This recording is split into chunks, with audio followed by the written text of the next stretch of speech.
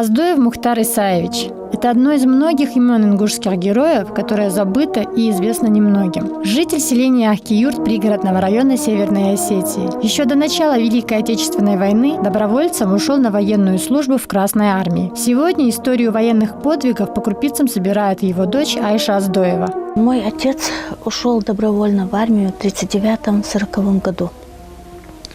Он даже родителям не сказал, сбежал из дома, ушел на фронт. Он слышал, что где-то есть финская война. На этой финской войне воевали наши ингуши, чеченцы. Он знал об этом и поэтому ушел на фронт, в армию служить. Прямо со службы, не дослужив до конца, его забрали на фронт. Начали они войну прямо, по-моему, с Томска. Вот по его словам, он мало любил рассказывать об этом, но я слушала, когда он рассказывал своему другу. У него был друг прямо с войны, со службы даже, с армии. Они дружили, Васек он его звал, Василий. 166-я стрелковая дивизия, в которой служил Мухтар Аздоев, была сформирована в 1939 году в городе Томске. 24 июня 1941 года началась отправка на фронт. По словам Айши Аздоевой, отец был в составе 1-го батальона 423-го стрелкового полка, который выехал на фронт первым. Главная цель дивизии – защита Смоленской области. Отец воевал в 166-й дивизии, 423-м полку. Он был командиром 8-й батареи разведывательной группы. Где-то у него очень много подвигов, очень много медалей. Вот тут есть карта, где они воевали. Вот на этой карте обозначены все города: Латвия, Брест, Сталинград, Киев.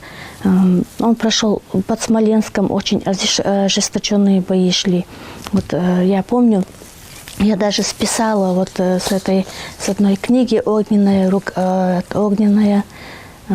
что ли, книга была. Оттуда я помню, я читала отрывок, когда вот они выиграли войну, они завоевали Ахтырку и близлежащие села. В этой Ахтырке воздвигнут монумент славы. Там построили музей, и вот этой 166-й дивизии отца выделено особое место. Там все эти бои этих бойцов, фамилии, имена, все выставлено, говорят. Я туда еще не ездила, но очень хочу и поеду до Алмукла.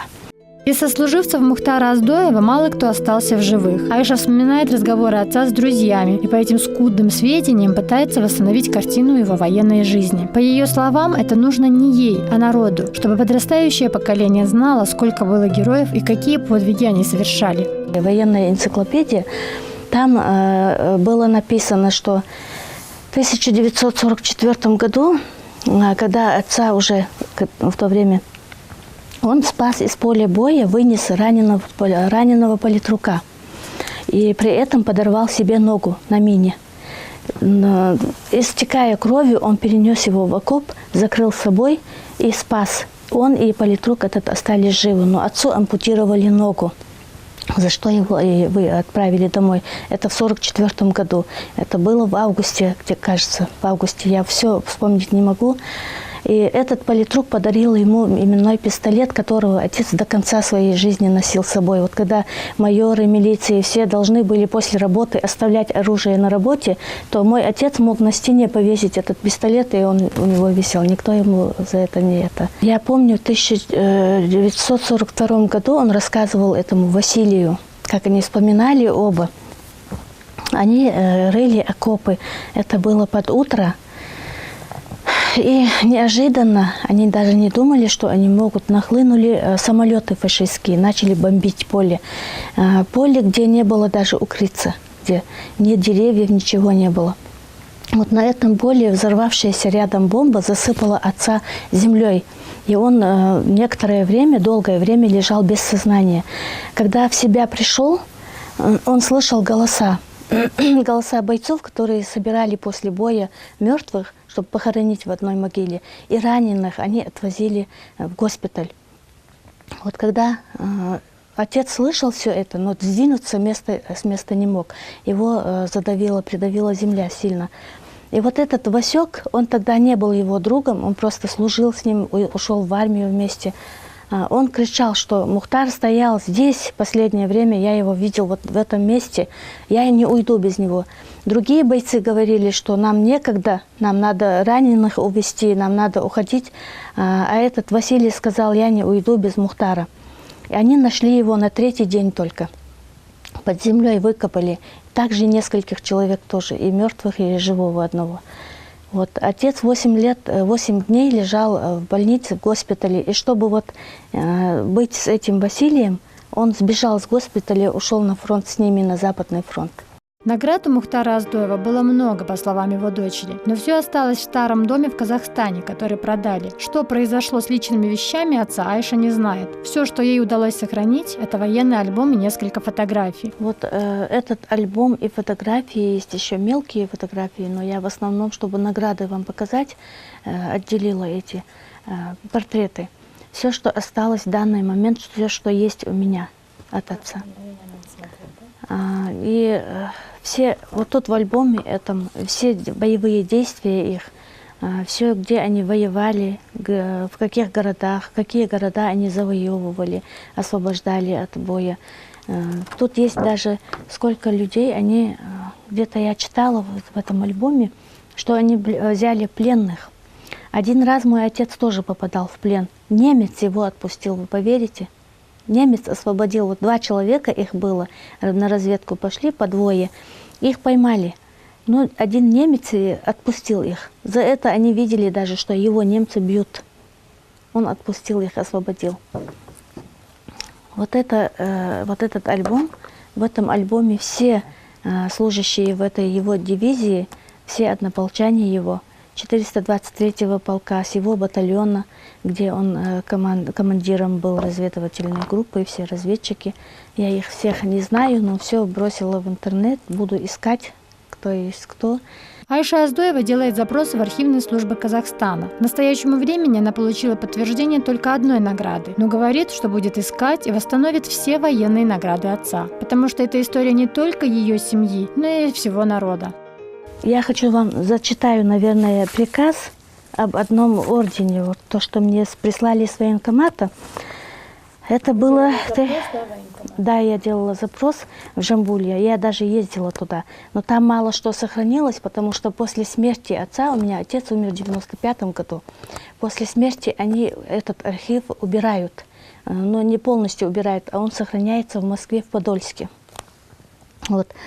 Приказ номер 918 по 423-му артиллерийскому полку 166-й дивизии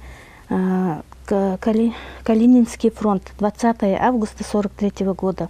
От имени Президиума Верховного Совета Советского Союза наградить медалью за отвагу командира разведывательной группы 8-й батареи Оздоева Мухтара Исаевича за то, что он в бою с 13 по 16 августа 1943 года под сильным артминометным огнем противника обнаружил 1 минометную батарею, 2 дзота и 1 пулемет противника. Огнем батареи обнаруженные были уничтожены и разрушены, в результате чего наша пехота продвинулась вперед. Оздоев Мухтар Исаевич, 1922 года, рождение, рабочий, ингуш, беспартийный, признан РКК Черновским РБК Молотовской области. Вот этот приказ мне прислали оттуда. После войны Мухтар Оздоев вернулся в свое родное село Ахкиюрт. Он не знал, что его народ депортировали. Местные жители предлагали ему сделать документы и остаться жить на Кавказе, но Мухтар не мыслил жизни без своего народа. Я помню эти слова его. Я воевал, говорит, за свою родину, за Советский Союз, был готов отдать жизнь свою, отдал часть своего тела за свою нацию, за свой союз, за свою родину, за общую нашу родину. Как я могу теперь сегодня предать свою маленькую, но гордую, непобедимую нацию? И уехал обратно в Казахстан к своим. Но там его не встретили как врага народа. Его приняли очень хорошо за его медали, за эти отважные дела его. Там его, оказывается, знали. Во всех городах Казахстана знают моего отца.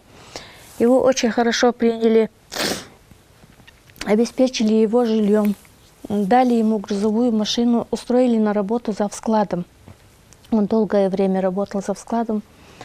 За все время его жизни ему подарили 3 машины. Каждый год на 9 мая он этот праздник ждал, как Мархаж мы ждем. Вот так же он ждал вот этот день 9 мая. Ему каждый год присылали протез деревянный и полное обмундирование, костюм, фуражку военную. Каждый год то в Белоруссию, то на Украину, тогда же Советский Союз был, его везде приглашали, везде. Ни одно событие не проходило без него. В Целиноград, в Латвию он ездил, я помню, в Ригу ездил. Вот, очень уважаемым был человеком, потом работал ревизором, дожил до 95-го года. История Мухтара Оздоева далеко не единственная. Имена многих представителей нашего народа, которые героически защищали Родину в годы Великой Отечественной войны, находятся в забвении. Наша цель сегодня – найти эти имена и чтить память наших предков.